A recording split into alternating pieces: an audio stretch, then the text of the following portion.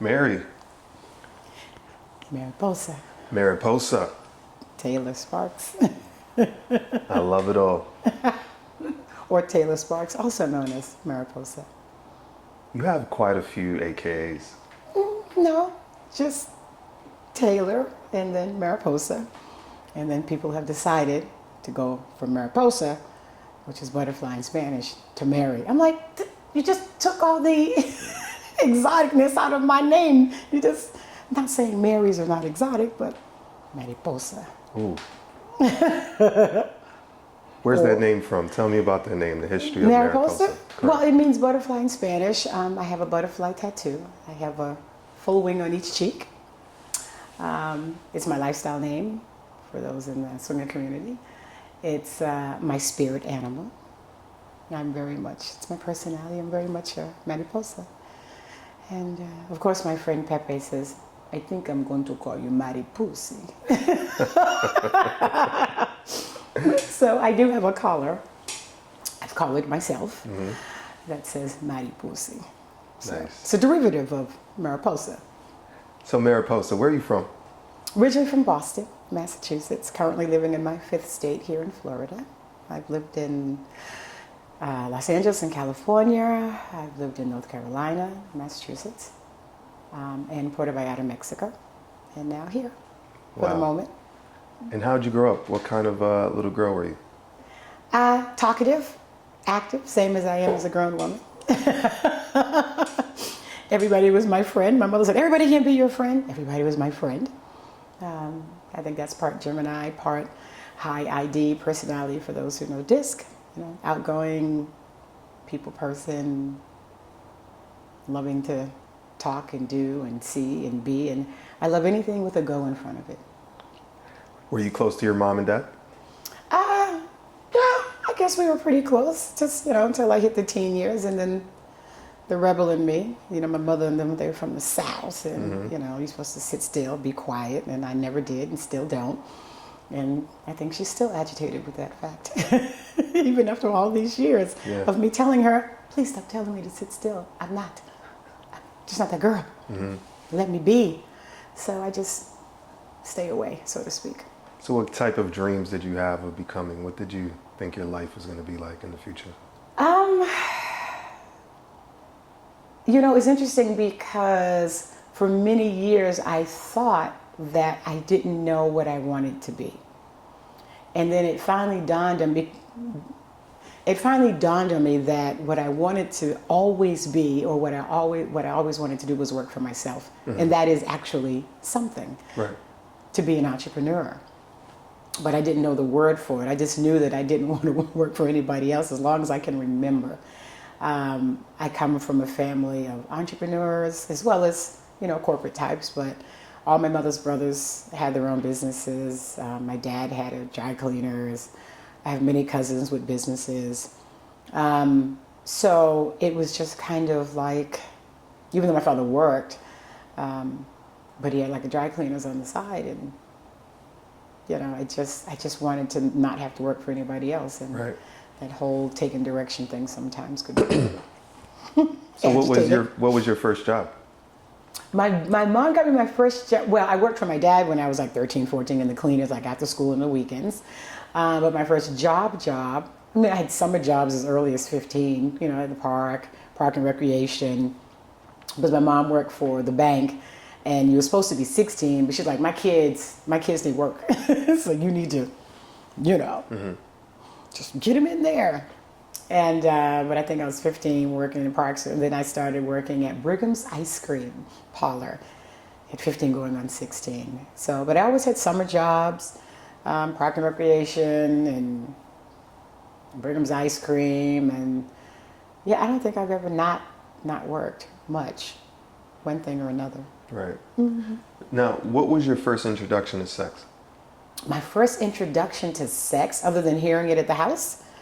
That could be an introduction. Well, yeah, because, we lived in a really small apartment, didn't have much, so I heard my parents having sex. Yeah. And it seemed to be the thing to do. Nobody ever made it to seem like, no one was quiet. Right.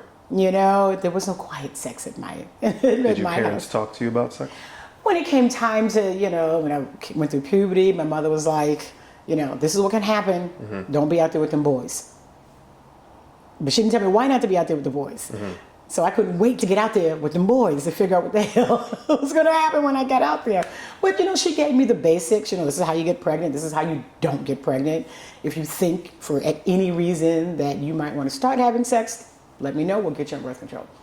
But you should wait until you have a relationship and get married. She added all of that to it, but she was like, she never made sex seem like it was a bad thing. Or that even, getting pregnant early was a bad thing. It's just that she made it clear that if you have a child early, your plans change. And although she didn't use these words, but I use these words with my children, it's like, having children early just changes the trajectory of your life. So if your plan is A and B and C and D, and you get pregnant at A, now it's A1, A2, A3, A10, then B, then B1. It just changes things, but it doesn't ruin one's life. So it wasn't the sex that was bad, it's the things or the predicament that sex can lead to Yeah. that can potentially change The trajectory of your life, right? Without protection, the diseases and using condoms. So she was like, these are the consequences for the things that you do. So would you say you were raised in a sex positive environment? I would call it somewhat sex positive. Yeah, it wasn't necessarily like negative. There just wasn't lots of conversation. But my mom did get me I did have the Alberti's Ourselves book, which I think came out in the freaking 60s, right?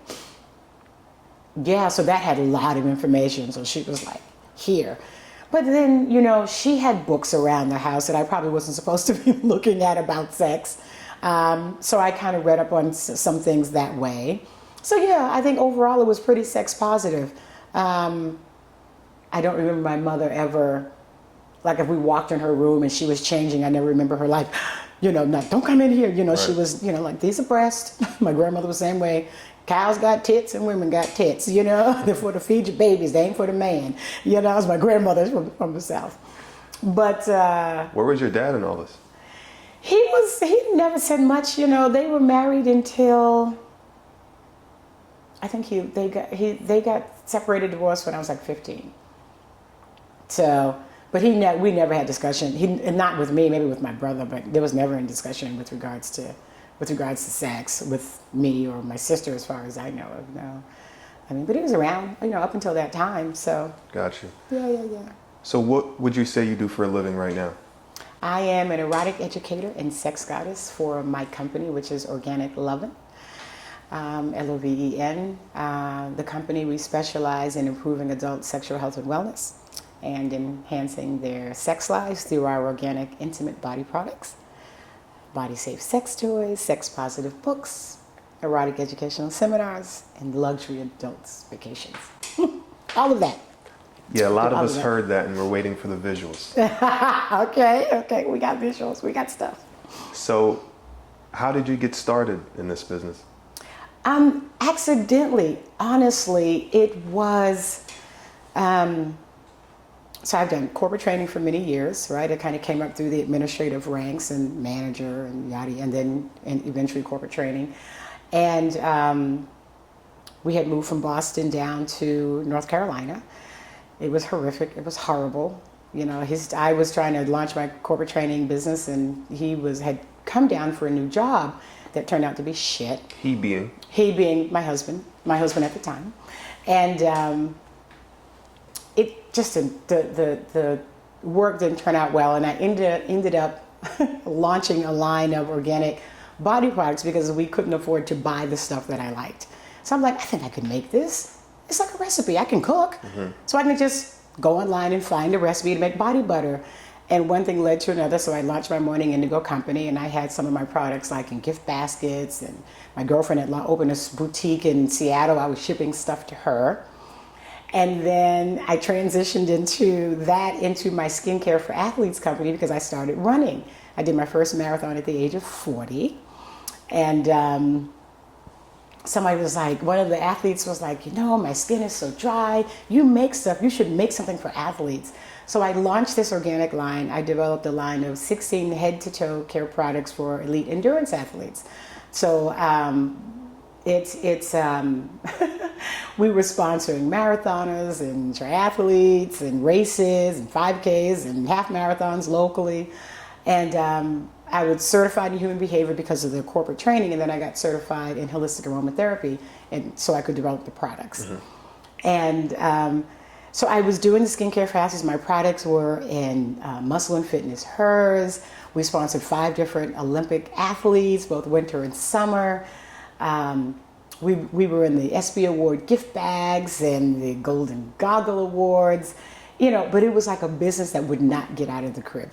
I kept throwing money at it. It was like, yeah, you need more money. I'm like, shit. And I was just a little bit ahead of the curve because people couldn't understand why an athlete would need an organic skincare line. Now there are plenty, but at the time there were not many. So we started traveling, my husband and I, to adults-only resorts like Hedo. And then we decided to launch our own travel group called Grown and Sexy Crew. And as we started to do that, we met this couple, Pepe and Claudia, from Luxury Lifestyle Vacation, and they said, you should become affiliates of ours. You could make some money and get a free trip. And we're going to Greece next year. What you say? We working with them now. So we started selling into their events, and come to find out, we met them in Cabo San Lucas. We ended up living 20 minutes apart, door to door, in North Carolina. And so we started. I know, such a small world. And Pepe and I both we both realized that we both were living in Puerto Vallarta in the 80s at the same time. I'm sure we brushed shoulders at one of the clubs. I always hung out with the natives, right? So they're from Mexico. So anyway, long story long, I started working with them. They hired me to do a private label line of organic massage oils and body washes. And while traveling with them, we realized that, or I recognized that some of the vendors on these cruises that I was going with, them and some of the events had a lot of chemical-based intimate body products, which I just knew from the ingredients it was just horrible. So when it came time to launch their line, we had no place to sell it because they had a travel agency and I had a skincare for athletes company. Right. So with a little bit of money and love and support from them, I launched Organic Lovin' with their 4 products. I no longer manufacture, I'm a reseller now. And but now I sell over 1,000 products. I represent over 250 brands, and I ship worldwide. So it's been 8 years this past October. And what's been the best part of this business for you? Oh my gosh, mostly educating people about holistic sexual wellness products. I mean, the organic industry has been growing and growing and growing, right? And it was just a matter of time before it entered the bedroom. And people don't realize what's in their products that they're putting into their body. So, the skin is porous. We know it because we sweat, right? But up to 60% of what you put on the skin is absorbed into the bloodstream. And the vagina, the anus, the nose, right, is covered in a mucous membrane. All the holes. Yeah, all the holes, right? And 100% of what you put in it is absorbed into the bloodstream. We don't keep it all, because we pee, we poop, we sweat. But there's something called bioaccumulation where we keep a smidgen of everything. But if you think about this over the course of your lifetime, how is that accumulated in your system? How are people who have no history of things like cancer developing cancer and all these other issues and problems? I mean, there's some things you cannot control, like the environment, right. Maybe what's in the water, but you can control what you put on your skin, you can control what you put in your mouth. And so, my kind of goal in life is to keep the pussy safe and wet. Can I say pussy? It's too late, I've said it. Absolutely. So it's just educating people about really good products. A lot of them sexual, some of them wellness. We have some products that help with things like, erectile dysfunction or vaginal dryness or pain during sex for women. So everything is, and even premature ejaculation. So everything doesn't give a happy ending, but. What's your most popular product? Ooh, currently, I would have to say it's a bullet. Of course, I don't have it with me. Oh, I do. I have one in my bag. The FemFund, I have my personal one. The FemFund bullet is probably the most popular product currently. It's a small bullet. It has like 20 vibration modes. It's rechargeable, and it's small enough to hold in your hand, so you can use it solo or with a partner. Now, for those that don't know, please explain what a bullet is. It's a you reach down there. It's a vibrator. It's a vibrator, but it's they call it a bullet because of the shape, because it's kind of bullet shape. And you have small bullets, you got extra large bullets. This one's about this size, and it's made of silicone. So and it's a body safe silicone. in my goodie bag. I love the bag, by the way. You love I love this bag too. In my bag. So this is a bag for when. We'll talk about that later. That's amazing. So in this bag, so this is a bullet. And yeah, it's by FemFund, so it's flexible and it's firm at the tip. Like I said, waterproof, 20 vibration modes. It's for external stimulation. So it could be fun if you're being penetrated and you want to put this on the clitoris, which is kind of like having a threesome without having to buy the third person a drink. It's not exactly, yeah. But kind of like having a threesome, Good strategy.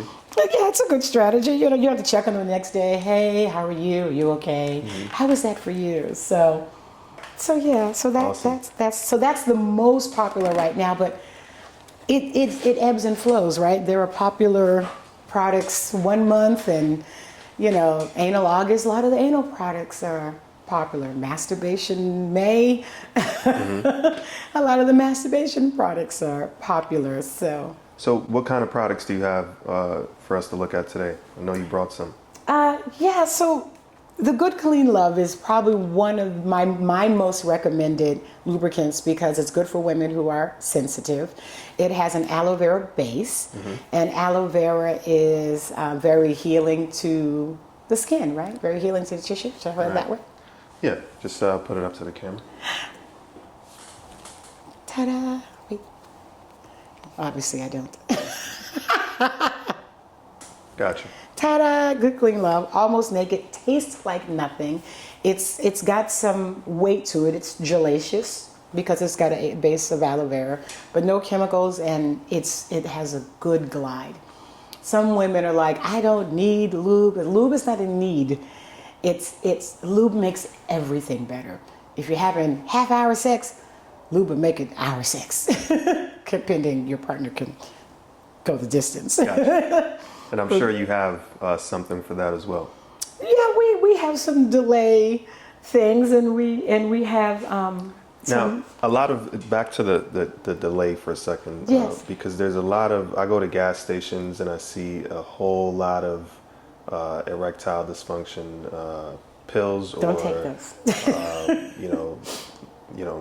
All types of different sizes and different colors and different products. Yeah. Right behind the cash register. I mean, a line of them. They're competing with lottery tickets and. Oh my gosh. So, tell us about the dangers of using those over-the-counter drugs. Especially if it's something over-the-counter, you don't know what it's made of. You do not know what's in it. They're typically they do not have to tell you what is in it. They'll give you a few things, but unfortunately, in this country, there's something called. What the FDA calls generally regarded as safe. Meaning that if X amount of number of people have not called and said, oh my God, I got so sick, or oh my gosh, I broke out, or my finger fell off, or something crazy, it will stay on the market. And this is why so many products have a disclaimer, itchy, burny, scratchy, throwing out the, discontinue use. That protects the manufacturer, but it does nothing for you. So a lot of chemicals have been grandfathered in this country throughout the 70s and 80s, whereas in other countries, those chemicals are completely null and void. They cannot be in any product. Like propylene glycol, it is not antifreeze, but it's the cousin to antifreeze. Gotcha. And you will find it in cosmetics and deodorant and mouthwash and dog food and cat food and in lubricant and on the lubricant on condoms. And it's extremely drying to the vaginal tissue and the anal tissue for that matter. In the general market, propylene glycol makes wet things slippery. You see. But inside the body, it's drying and it's not good. And when the vagina gets dry, you get micro tears, which then leaves you susceptible to things that you're trying not to catch, bacterial vaginosis or worse. So a general rule of thumb is when you look at the ingredient on anything, I just go, if I can't read it, I don't need it. If I can't pronounce it, denounce it. Right. And so your product is different because you can actually recognize the ingredients? Yes, they're natural. It's a natural product, yeah. So we do not have any chemical-based products. But there is even something like, so you'll have products that are stimulating for men to help them get an erection, right? Or a clitoral stimulant for women. And one thing that is natural, which is called L-arginine, it's an amino acid, right? The only thing about L-arginine, because you won't know the amount that's in that particular product, L-arginine can trigger herpes breakout. If you have herpes 1 or 2 and you apply it, it's because you don't know how much is in there. So I stay away from L-arginine, even in some of the products that I carry, even though that is natural. So, just because something is natural still doesn't mean it's for your body, because everybody's body is different. I mean, poison ivy is natural, but you wouldn't want to put it in your butt, would you? I don't think that sounds like a good idea. I don't think it does, but hey, I'm not going to yuck in anybody's yum. What else you got here? So talking about delaying, right? This is a cock ring. And a cock ring goes around, and this one's got a pearl. This one is out of Greece, from a sculptor. I love their stuff. It's got pearls and silver, and this is a nice natural rubber. But it goes around the base of the cock because its purpose is to slow down, not stop, the blood flow to keep the penis harder, longer. So they kind of have this one, and then this one. This is my new favorite. This one, the scorpion, right? So it releases from the front. This part goes under the perineum, right? Also known as the taint in the South, because it taint the balls and it taint the ass. It's that little spot right there in the middle. The gooch? Also known as the gooch, but we like calling it the taint. So this presses against the taint or the perineum. So every time you stroke, you get a little stimulation, and then it'll make your orgasms much more intense. Wow. So sterling silver and rubber and sizable, and it releases from the front. So something as simple as a cock ring, and we also have the adjustable ones, can help a guy maintain a longer erection without having to take a pill. It just doesn't make any sense when there's just natural ways to do that. So those that help you maintain an erection. We have some products for men. Hot Octopus by Pulse will help a man get an erection because it has a pulsating plate that stimulates the frenulum, which is the area right under the base of the head of the penis. And it was originally designed for men with spinal cord injuries who were going through IVF treatment and virtual fertilization with their women. And it was an easier way or less invasive way to get the sperm out of the scrotum as opposed to going in and taking it. So the men were having such a good time, they redesigned it for everybody. So now it's good for everybody, but it's the world's first vibrator for men. Wow. Yeah, it's good. So. What is something that people constantly ask you?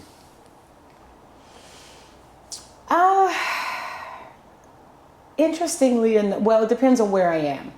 I get DMs on places like LinkedIn and IG, a lot from men in the Middle East, asking what can they do to increase the size of their penis. And I'm like, nothing.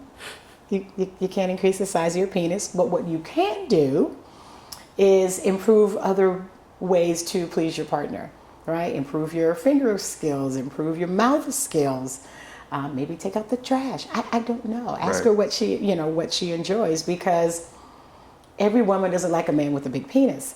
That's the movie shit. And, some women have more shallow vaginas, and it's painful for them. So they like a man with an average sized penis because it fits. There's no pain, you see. So that's probably one of the biggest questions I get from men is about increasing the size of their penis. When I'm actually teaching at events, a lot of women believe that because they are over 40, that somehow the vagina should just instantly dry up. Because marketing in media and society has told you, oh, well, you're perimenopause and you're in your 40s and 50s, you're going to lose your estrogen, your vagina gets dry. It doesn't happen to everybody. Everybody's vagina doesn't dry up. Right. You could have perimenopause or menopause where, maybe your back hurts, but your pussy's still wet.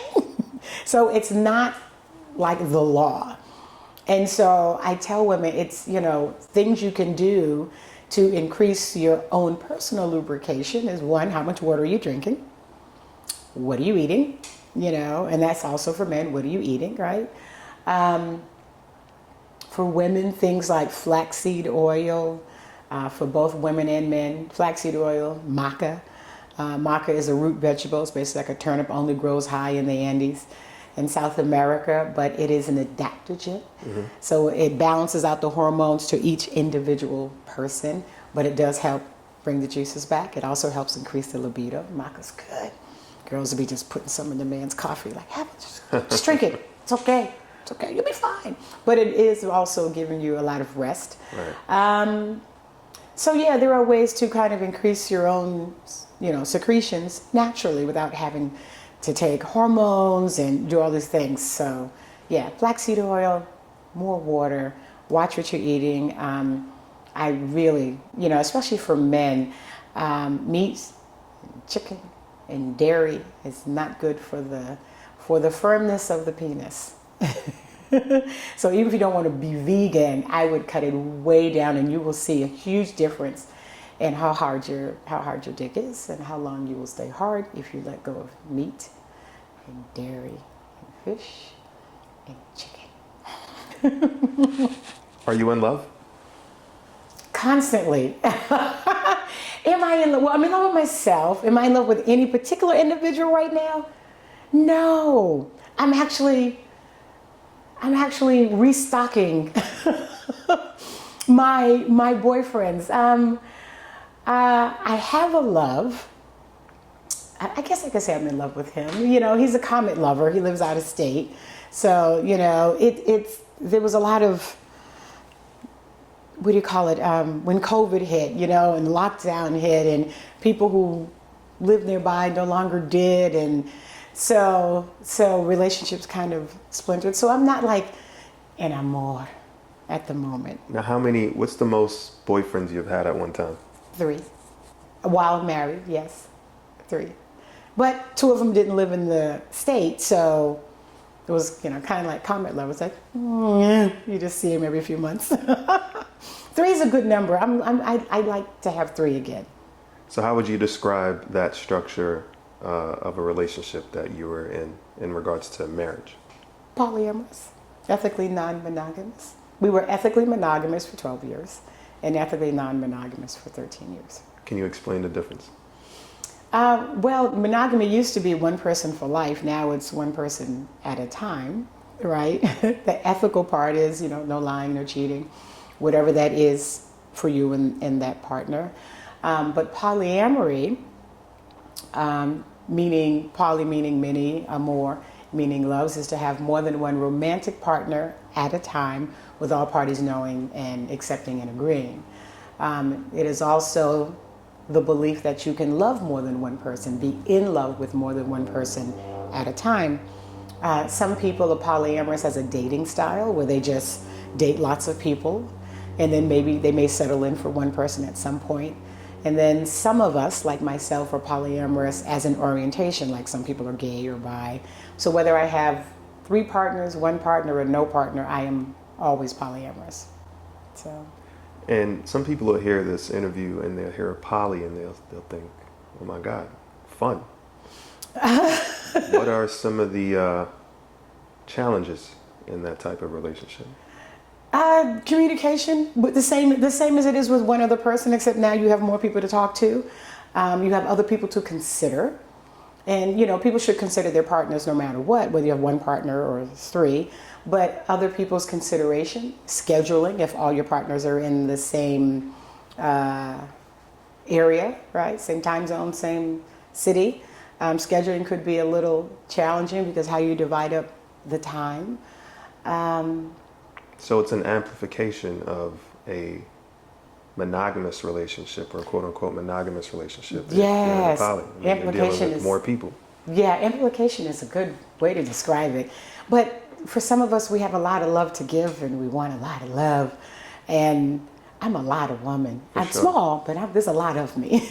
I guess my point is it's important to, have what you're working on first work. Right? Yes, if you are monogamous. If you are monogamous, before you choose to explore polyamorous, you would have to overcome the challenges of dealing with said person first before you decide to deal with other persons. Yeah. That would be the smart thing to do. That would be if you are transitioning from a relationship, because if you're single, maybe not, but if you are in a monogamous relationship, it is, I want to say it's imperative to have a good foundation. Correct. Because when you open your relationship, it's the magnifying glass finds all the cracks in what was happening within that relationship. It's like, oh, so you forgot to mention that. It's like, oh shit, damn it, and there you are. And people think that when you open your relationship, or I guess a better way, I like to tell people that you do not become exempt from your emotions once you open your relationship. So under the umbrella of ethical non-monogamy, you have open relationships, right, where a lot of times partners might have sex with others and they may have a don't ask, don't tell relation kind of thing going on. Mm-hmm. It's like, I'm going to do my thing, you're going to do your thing, and these are the boundaries that we set, whatever they may be. Maybe it's no spending the night or always use condoms. You have people who swing, right? Swingers or people who are lifestylers or in the lifestyle. Usually they are ethically monogamous, but usually they are emotionally monogamous, ethically, right? But physically non-monogamous. So, and a lot of times, a couple may have sex with other couples, and there's every variation of this, right? A couple may decide only the woman is going to have sex with other women, or she may only have sex with other men, or only the husband may have sex with other women or other men, or the couple may be bisexual, they both have sex with other people, or only one partner plays. What you're saying is there's multiple ways to be ethically non-monogamous, right? So open, swinging, then you have polygamy, right? Polygyny. Under polygyny, you have polygamy, right? Mm-hmm. One husband, more than one wife. Polyandry, which still exists today in some tribes in Africa and Asia and South America. Polyandry is one wife, more than one husband. And then polyamory, more than one romantic relationship at a time. So, what works for one person may not work for another, but I think the most important thing is people have to do what's best for them and their partners. One partner, two partners, three partners. And to live this life the way that you really feel, and not let society or your mama or your auntie or your uncle or the guy at the barbershop tell you what is the right way. You see, right. Because if it works for you and your partner or partners, then it works. There is no wrong way to do this, that, and the other if you both, or you three, or you five are happy. Now, are you religious or spiritual? I consider myself spiritual. I mean, we went to church when I was younger. I was baptized. My husband and I was baptized. Oh gosh, and it was like a full submerging baptismal. I'm like, I thought the demons would come shooting down, like, oh my God, dunk her again. We were baptized the first couple of years because he was more church going, but me and the church folk. Got you. Don't do well. What makes you so open with your sexuality? One of your AKAs is the sex goddess. Yeah. I've always just been open. I really have. I've always been curious. And I think it's because my mother said, don't be out there with them boys. And I just couldn't wait to get out there to figure out what the hell I needed to find out. And then it was like, oh, okay, I had sex with a black guy. He was tall. Is it the same having sex with a short black guy? A fat black guy? A white guy? A Latino? Are Puerto Ricans different than Mexicans? Ooh, Asian guys. There's East Asian. There's Indians. Are they different than the ones from Japan? I mean, it just, I find sex intriguing. I find people intriguing. And so people are sexual. So, and I've just always liked doing what the fuck I want to do when the fuck I want to do it. I like the shock value of saying I'm doing what the fuck I want to do when I want to do it. But I've always been a sex goddess. I just didn't have a title for it. I didn't know. And any woman can be a sex goddess, or a man could be a sex god. But you can be any type of goddess. Maybe you want to be a culinary goddess, or an auditory goddess, or a camera god, a video god. That's right. Yeah, it doesn't have to be sex, but I believe that sex is both healing on both the giving and receiving side, extremely healing. What are some credentials you need to be a sex goddess? You have to like sex. And I think the other credential is loving everything that there is to do with sex, even the sex that you yourself do not indulge in. Like, because I don't do anal, I don't swallow. So what about the sex for yourself, like enjoying yourself, loving yourself? Is that also a requirement? I believe it is a requirement, because if you don't love the sex with yourself even, I don't consider that being a sex god or a sex goddess, right? And it's not about you have to have sex every day, although most of the sex goddesses I know would prefer that. But then there's shit like work and kids and stuff. We got to eat at some point. So at some point you got to get up. But, I think if we had it our way, we would just have the sex every single day. Now, what about people that say sex is a spiritual thing and you have soul ties when you have sex? You do. But as a goddess, I decide what ties stay with me and what ties do not. I am in control of what sticks and what doesn't. And you can't have it both ways. You are either in control of yourself and what stays with you and what doesn't. Because, you have sex with this guy, and if he ejaculates in you and all the people he's had sex with, I'm like, be gone. I'm done. Sage the pussy. I'm like, whatever it takes, Just nothing stays with me that I do not wish to stay with me. And maybe you might enjoy those soul ties with the people he's been with in the past. Maybe he learned a few things, So sex is spiritual. Like I said, you can manifest through orgasms. I mean, God is in the orgasms. My girlfriend always says, God is in the orgasms. So, there are only 5 animals on the planet that have sex for just the purpose of pleasure, right? There's humans, there's dolphins, there's bonobos, and chimpanzees. I think the 4. I think they're discovering one other, but I don't remember what it is. But there's 4 for sure. You're telling us. Yeah, there's 4 for sure that we only have sex. We can have sex just for the purpose of pleasure. Most every other animal on this planet is operating by instinct, right? So it's like, oh, it's June. You get this pussy now, or it's mating season, or you got to wait till December. Right. You get it now, or you just SOL. But we can decide to have sex with who we want, love who we want, live where we want. Have you heard of the concept of semen retention? Yes, I have heard of that. I know some sex gods that are really good at that. I'm like, give it to me. It's been 3 days and you wait, you haven't earned it. Like, give it to me, yeah. Some men find it spiritual, right? Not to do to be able to have that control and not And I think it's a good thing not to be just dropping seed all over the damn place every single day. And it can be exhausting for the men. And I think women who don't realize that they are goddesses don't realize they can really drain a man.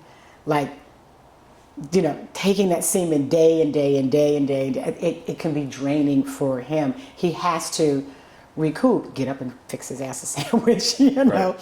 Let him have a nap. But, you know, the power is in the pussy, but we have to realize that, you know, we use it for good, not evil. You see, you use it to, you know, even if it's, you know, to women, you know, you use it to heal and to love and to make your partner feel better, you know. And sometimes, what was her name? Stormy Wellington. She was talking about being the key. And sometimes you're the key for some people and sometimes you're the lock. Now, what about the partner that says, I only know I please my partner if they ejaculate semen? It's not true. Some men can orgasm without ejaculating. Tell us about that. It's the semen retention, you know, because the orgasm is within. You know, it is the total feeling from head to toe and how you express the sex that you are having and the satisfaction that you're having. And that's another question I get sometimes from some women who say, I've never had an orgasm, I'm broken. And I'm like, you're not broken. You know, in my opinion, the purpose of the sex and the love is the pleasure, not always the end result. You know, we're so busy trying to get to the end. And for the purpose of procreation, for men, you need to get to the end. You need to release the seed so the woman can get pregnant. But if you're not having sex for the procreation, focus on the pleasure and being in that space with your partner at that time. And you know, I get some, interestingly enough, younger men, because I do some Q&As, you know, for people who were telling me that they have had issues keeping an erection. I'm like, but you're 27 or you're 35. What? I got a 70-year-old uncle who's still getting erect without any problem. Why are you in our head? It happens to women too, just that we can mask it, you know? Right. We can lube up and just pretend, you know? But men, when you get in your head, the penis stops working. So one thing that I highly recommend is to get back into your body, right? So how does one do that? Easiest way to do it is just go back to your 5 senses, right? So you're in the middle of this passionate moment and then something clicks and you're like, shit, am I doing this right? Or fuck, did I turn off the stove? You know, whatever that takes you out of that and you get in your head. So you go back to your 5 senses, which are touch, right? Feel the body that you are engaging with your hands, right?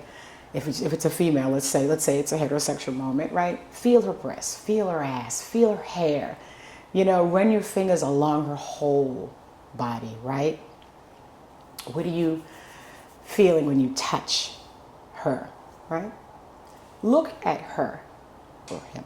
Look at her, right? Look at her eyes, look at her body, look at her breasts, look at her vagina, look at her ass, look at her feet. Just look at the person that you are currently engaging in, right? So we got touch, we got sight, right? What do you hear, right? Listen to what's happening. Do you hear your bodies hitting together? Do you hear her juices when you enter her vagina? Is she moaning? Is she saying words, nice words, nasty words? Is she speaking another language? Is she ay papi, sí, dame más, dame todo, quiero más de ti, right? Is she speaking another language? What are you hearing? Your own breath. How are you breathing? What are you saying to her? Are you calling her nasty words? You know, what are you hearing? Then you have taste. How does she taste? You know, just lick her neck, lick her fingers, put her fingers in your mouth, run your tongue down her legs, up her ass. What does her vagina taste like? Just taste that moment. And lastly, smell. What do you smell? What aroma is in the room? Is it perfume? Is it pussy? Is it sweat? Just put your nose in the nape of her neck and just inhale her essence. Those 5 things, touch, taste, smell, sight, hearing, will put you back into what's happening. And you probably should not get out until you release that semen. So go back to your 5 senses when you were just like, when you get caught up in your head. And it works the same for women, you know. She has to do the same thing. What does she see? What does she feel? What does she taste? What does she smell? What does she hear? And that will put you back into the moment of pleasure and not, I got to get to the end. I got to get to the end. You know, just don't worry about the end. Just enjoy the moment. And so many of us are just, you know, some of it comes from porn, you know, and obviously you can't do everything you see in porn, because in porn, the money shot, got to get to the end. You got to get to the end. Right. And we get caught up in that. And just, you know, the best porn is your own porn. Make your own fucking porn, and you will never watch porn again. You would be like, shit, you see what I did to you? You see how I backed that thing up on you? Rewatch your own porn. It's the best. Absolutely the best. Speaking of porn, porn has become a bridge for sex workers in regards to digital content and content creating. Sex workers work. Sex workers work. 3 of my ambassadors are sex workers. King Noir, Jet Setting Jasmine, who just came out with some amazing new products. King has been molded in his own likeness. You can now go to my site and buy King. All 11 inches of that cock. That dick. That's a big old dick. Fuck a cock. That's a big ass dick. I'm like, girl. She's like, hey. I'm like, that's a sex goddess. So yeah, sex work is work in the digital. I mean, I think a lot of them, it's work. I mean, King and Jazz do porn and parenting seminars at different events about how to educate your children. You know, porn is entertainment. It's not education. It's entertainment.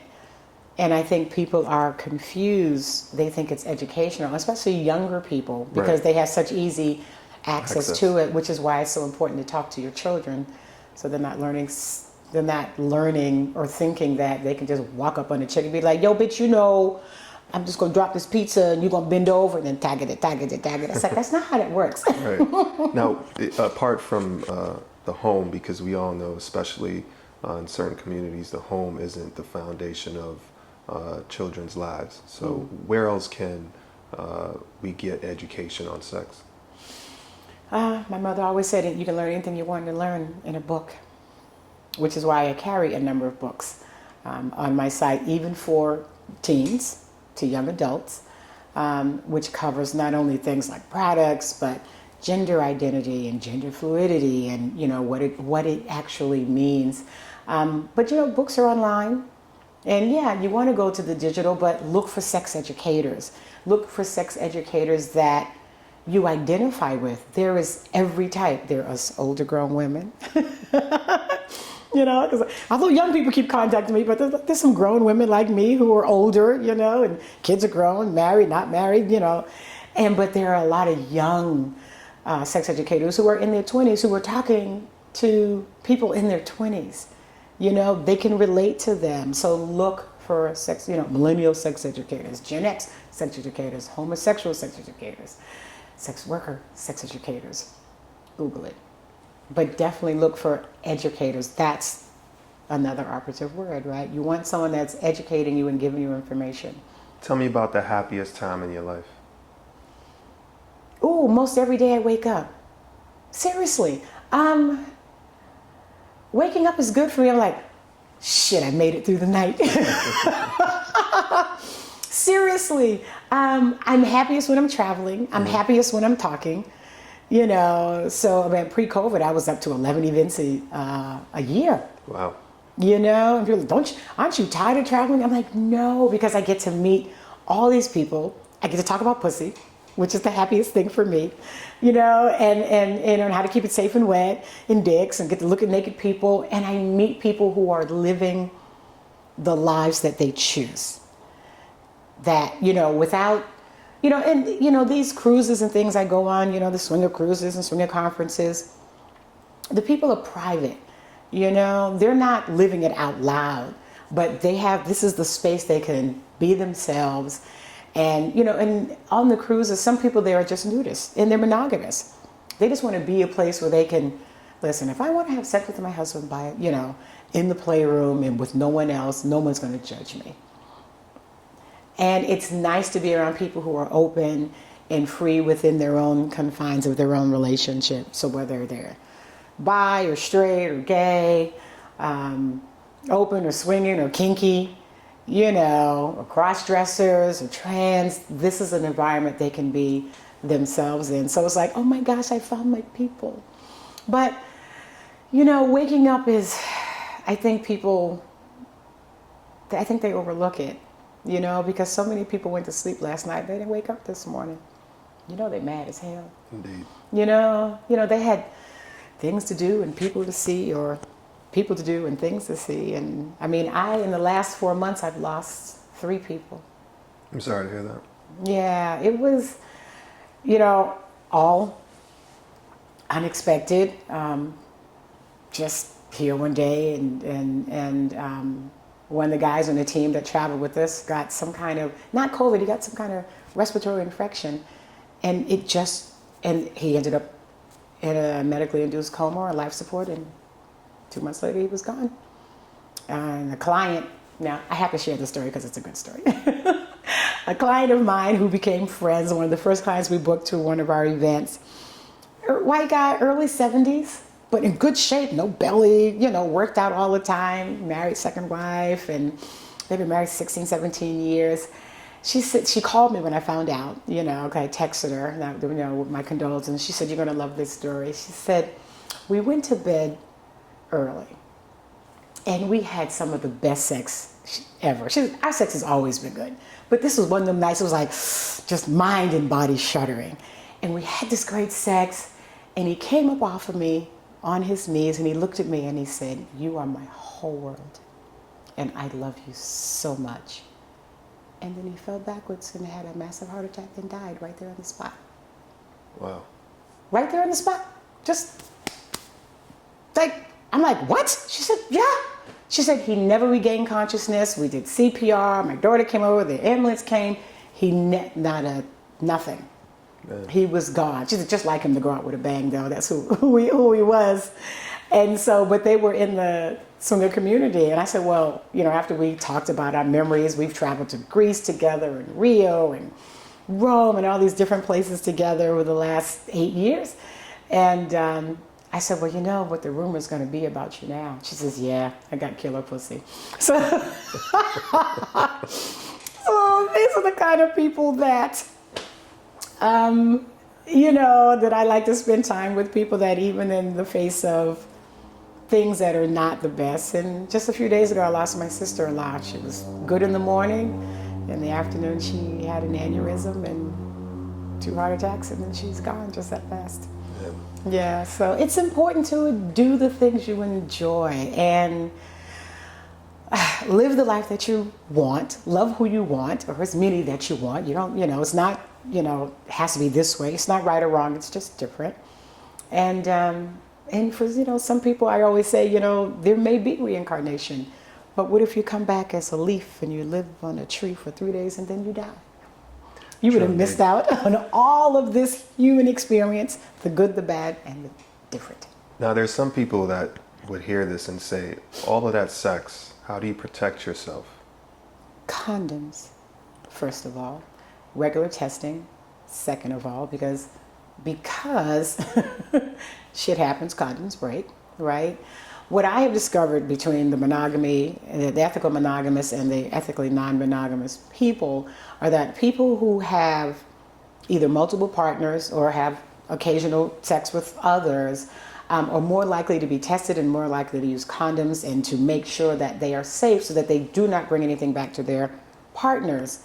Whereas people who are cheating, right, and it doesn't mean that people who are in the ethically non-monogamous community don't cheat. Because ethical is the operative word. You can be in an open relationship and still cheat, right? which is breaking a boundary that you and your partner have set. But it's getting tested regularly and using condoms. And use vegan condoms because the other condoms suck. Yeah, I said it. They suck. They're terrible. They're not made of latex, vegan condoms. No, they are made of latex. The difference between a regular condom and a vegan condom, standard condom, and vegan condom, the vegan condoms are made of a sustainable rubber, come from a sustainable rubber tree. They are not tested on animals because your standard condoms are tested on horses and sheep. They don't use rabbits because their dicks are too little. They come too fast. They can't seem to get the research. They are triple washed, right? Because you guys love to rip off the condom and go, here, suck that.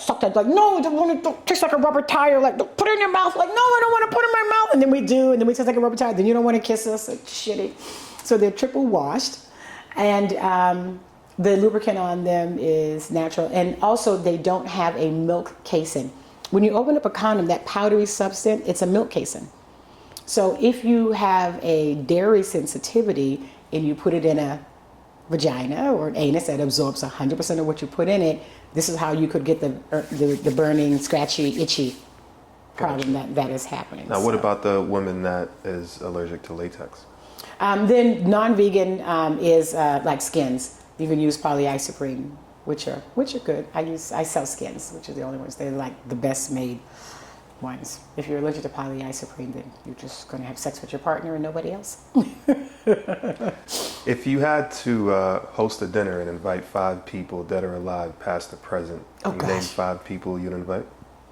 Ooh, yes. I would invite Oprah, Jay-Z, Beyonce, my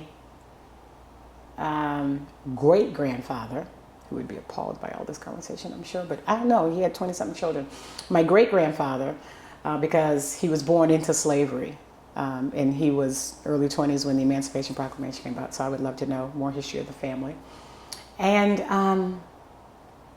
who else would I invite? Shit, well, he's back with his wife, but who else would I want there? Ooh. I don't know. I don't have a 5th person. Seriously. Wait. I can't be number 5, right? I have to be 6.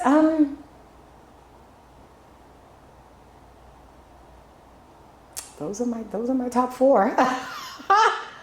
Who else would I want there? You know, this is Harriet Tubman. Okay. Harriet Tubman. No, Madam C.J. Walker. That's who I want there. Madam C.J. Walker, an entrepreneur. Harriet was an entrepreneur too, but in a different way. Yeah. 4 places you want to visit that you haven't been already. That I haven't been yet, because I've done 26 countries. I'm gonna hit 27 and 28 this year for sure. Tokyo, or Japan. I want to go to Japan. I want to go to China, Egypt, and Egypt, Japan, China, Africa. Almost every country in Africa. South Africa, Ghana, Kenya, yeah. Now you have ambassadors for your product and your company, right? They do reviews on the products. Yeah. 3 tips for affiliates who are looking to join your program. You don't have to the tip is you have to be comfortable with talking about sex toys. I prefer someone that is into natural, eco-friendly, doesn't have to be organic, but someone that has an understanding of natural products and eco-friendly products and why they're better for you. And I guess, just loving sex in itself, doesn't have to be a particular type. I don't really care what type of sex. I don't care if you're straight, if you're gay. I could care less. I don't care if you're trans, black or white. Doesn't matter to me. But yeah. 2 sex educators that you would like to see on the show. Jet Setting Jasmine and King Noir, but of course she's about to pop in May with that baby. Who else would I like to, sex educators that I would like to see? Parish, but Parish is not, do they need to be here? Yes. They need to be local. I mean, preferably. Flights are cheap. Flights are cheap. Marla Renee's one of my sex goddesses. Marla. I think Marla is good.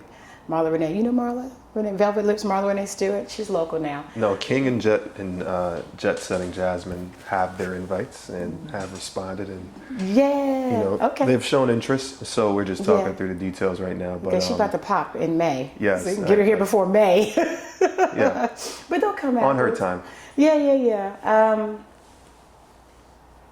But no, I don't know Marla.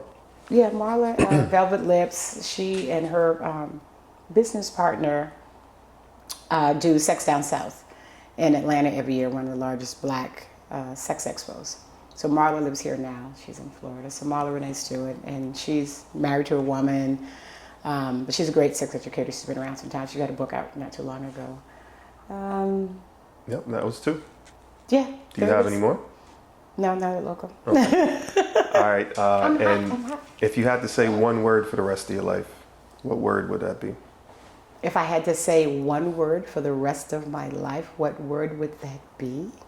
Love. Thank you so much. Thank you for having me.